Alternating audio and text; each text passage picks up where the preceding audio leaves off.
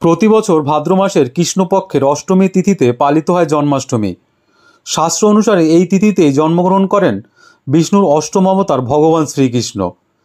হিন্দু এবং বৈষ্ণব ধর্মে জন্মাষ্টমী অত্যন্ত মহত্বপূর্ণ একটি উৎসব। প্রতি বছর ভক্তি সহকারে জন্মাষ্টমী গোটা দেশ জুড়ে পালিত হয়। জেনে নিন এবছর কবে পালিত হবে জন্মাষ্টমী এবং ঠিক কোন সময় কৃষ্ণের আরাধনা করবেন। এই বছর জন্মাষ্টমীতে অষ্টমী তিথি একদিনই পড়েছে। সেই কারণে সাধু, সন্ন্যাসী এবং গৃহস্থেরা একই দিনে শ্রীকৃষ্ণের আরাধনা করতে পারবেন। পঞ্জিকা অনুসারে এবছর জন্মাষ্টমী পালিত হবে 26শে আগস্ট সোমবার। অষ্টমী পড়বে রাত 3টা 40 এবং বেলা 2টা 20 পর্যন্ত অষ্টমী থাকবে। জন্মাষ্টমীতে রোহিণী নক্ষত্র। এবছর জন্মাষ্টমীতে অত্যন্ত শুভ যোগ পড়েছে। শ্রীকৃষ্ণের জন্মের সময় যে যোগ ছিল, এবছর ঠিক সেই যোগে পালিত হবে জন্মাষ্টমী। ভাদ্র মাসের কৃষ্ণপক্ষের অষ্টমী তিথি ও রোহিণী নক্ষত্রে ভগবান শ্রীকৃষ্ণের জন্ম হয়েছিল। এবছরও জন্মাষ্টমী তিথিতে থাকছে রোহিণী নক্ষত্র। 26শে আগস্ট বেলা 3টা 55 রোহিণী নক্ষত্র শুরু হবে এবং তা থাকবে 27শে আগস্ট 3টা 38 পর্যন্ত। বন্ধুরা, হয়তো আপনারা অনেকেই জানেন না যে কৃষ্ণের জন্মের সময় 10টি গুরুত্বপূর্ণ ঘটনা ঘটেছিল। সেটাই জানুন আজকের ভিডিওতে। তবে চ্যানেলে যারা নতুন এসছেন, চ্যানেলটি সাবস্ক্রাইব করে আমাদের সঙ্গে থাকবেন। আর নতুন ভিডিও সর্বপ্রথম পেতে চ্যানেলের নোটিফিকেশন বেল আইকনটি অবশ্যই অ্যাক্টিভ করে রাখবেন। কমেন্ট করে আপনাদের মূল্যবান মতামত জানাতে কিন্তু ভুলবেন না। এবার জানুন সেই 10টি ঘটনা। 1. ভগবান শ্রীকৃষ্ণ ছিলেন বিষ্ণুর অষ্টম অবতার। তার জন্মের সময় ভাদ্রপদ কৃষ্ণপক্ষের রাত্রির 60টি মুহূর্ত সমাপ্ত হয় এবং অষ্টম মুহূর্ত উপস্থিত হয়। তখন মধ্যরাতে সর্বাধিক শুভ লগ্নে শ্রীকৃষ্ণের জন্ম হয়। সেই লগ্নে কেবল শুভ গ্রহের দৃষ্টি ছিল। সেই সময় রোহিণী নক্ষত্র এবং অষ্টমী তিথির সংযোগে জয়ন্তী নামক যোগে তার জন্ম হয়। জ্যোতিষীদের মতে কৃষ্ণের জন্মের সময় রাত 12টায় শূন্যকাল ছিল। 2. স্বয়ং বিষ্ণু কারাগারে উপস্থিত হয়ে দেবকী এবং বসুদেবকে দর্শন দেন এবং তাদের পূর্বজন্মের তপস্যা সম্পর্কে জানান। তার পুণ্যফলের জন্যই দেবকী এবং বসুদেবের কাছে 3 বার অবতার নেওয়ার প্রতিশ্রুতি দিয়েছিলেন ভগবান বিষ্ণু।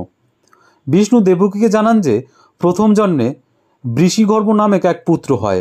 দ্বিতীয় জন্মে দেবকী যখন দেবমাতা অদিতি ছিলেন তখন বিষ্ণু ছিলেন তার পুত্র উপেন্দ্র এবং তিনি বামন অবতারে রাজা বলিকে উদ্ধার করেন। এবার তৃতীয় জন্মে দেবকীর পুত্র কৃষ্ণ হিসেবে জন্মগ্রহণ করে তার প্রতিশ্রুতি পূরণ করেন ভগবান বিষ্ণু। 3. কৃষ্ণের জন্মের সময় মুষলধারে বৃষ্টি হচ্ছিল। সে সময় যমুনায় ঝড় বইছিল। মনে করা হয় সেই দিনের আগে এমন বৃষ্টি কেউ দেখেনি।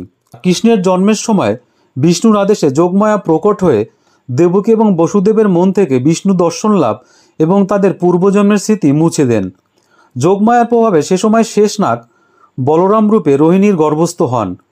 বলরামের পর কৃষ্ণের জন্ম হয়। এ খবর পাওয়ার পরই কংস বালক কৃষ্ণকে হত্যা করতে বেরিয়ে পড়েন। এটি দেখে নিজের মায়া যোগমায়া বসুদেবের নিদ্রাভঙ্গ করেন। 5. বসুদেব জাগলে যোগমায়া তাকে কংস আসার আগে সেখান থেকে শিশুটিকে নিয়ে গোকুলে চলে যেতে বলেন। বসুদেব বালককে সেখান থেকে নিয়ে যাওয়ার উপায় জিজ্ঞাসা করেন, কারণ সে সময় বসুদেবের হাতে শ্রীকল ছিল এবং কড়া পাহারার মধ্যে দিন কাটছিল তার। যোগমায়া তাকে স্বাধীনতার বিষয়ে আশ্বস্ত করেন। গোকুলে গিয়ে যশোদার কাছে নবজাতক পুত্রকে রেখে সেখান থেকে নবজাতক কন্যাকে তুলে আনার কথা বলেন তিনি। 6. যোগমায়ার প্রভাবে সমস্ত পাহারাদাররা গভীর ঘুমে আচ্ছন্ন হয়ে পড়েন এবং বসুদেবের শিকল খুলে যায়। তারপর শিশু কৃষ্ণকে নিয়ে বেরিয়ে পড়েন। সে সময় বৃষ্টি এবং ঝড় হচ্ছিল। যমুনার কাছে পৌঁছলে একটি ঝুড়িতে কৃষ্ণকে শুয়ে দেন এবং হেঁটে যমুনা পার করতে শুরু করেন। তীব্র বৃষ্টি এবং ঝড়ের কারণে গলা পর্যন্ত ডুবে যায় বসুদেবের। তখন শেষনাগ বালক কৃষ্ণের সাহায্যের জন্য সেখানে উপস্থিত হন। 7. সে সময় যমুনা প্রকট হয়ে কৃষ্ণের চরণ স্পর্শ করে নিচে নেমে যায় এবং বসুদেবের জন্য যমুনা পার করার পথ তৈরি করে দেয়। 8. রাতের অন্ধকারে গোকুলে যশোদার কাছে পৌঁছান বসুদেব।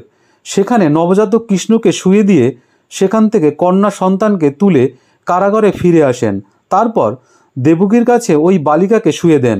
যোগমায়া প্রকট হয়ে তাকে শিকল পরিয়ে দেন এবং যোগমায়ার মায়া সেই রাতে সমস্ত স্মৃতি মুছে যায় বসুদেবের। আবার যোগমায়ার মায়ায় নন্দরায় বুঝে যান যে বসুদেব এবং যশোদার পুত্র সন্তান জন্ম হয়েছে। 9. দেবকীর প্রসব সম্পর্কে জানার পর কংস সেই নবজাতককে বধ করার জন্য কারাগারে পৌঁছান। কারাগৃহে পৌঁছে কংস কন্যা সন্তানকে দেখে বলেন, আকাশবাণী মিথ্যা হতে পারে না, অষ্টম পুত্রের কথা বলা হয়েছিল। বসুদেব তাকে জানান ঘুম ভাঙার পর তিনি কন্যা সন্তানই দেখেন। এটি শুনে কংস ভাবেন তার মতিভ্রম ঘটানোর জন্য বিষ্ণু ষড়যন্ত্র করেছেন। এরপর ক্ষুব্ধ কংস দেবকীর হাত থেকে ওই মেয়েটিকে ছিনিয়ে নেন এবং মেঝেতে ছুঁড়ে মারেন। তার হাত থেকে ছিটকে আকাশে চলে যায় ওই কন্যা এবং যোগমায়া প্রকট হন। ভীত কংসকে যোগমায়া জানান যে তাকে যে বধ করবে সে পৃথিবীতে জন্মগ্রহণ করেছে। দেবকীকে কষ্ট না দেওয়ার হুঁশিয়ারি দিয়ে সেখান থেকে অদৃশ্য হন যোগমায়া।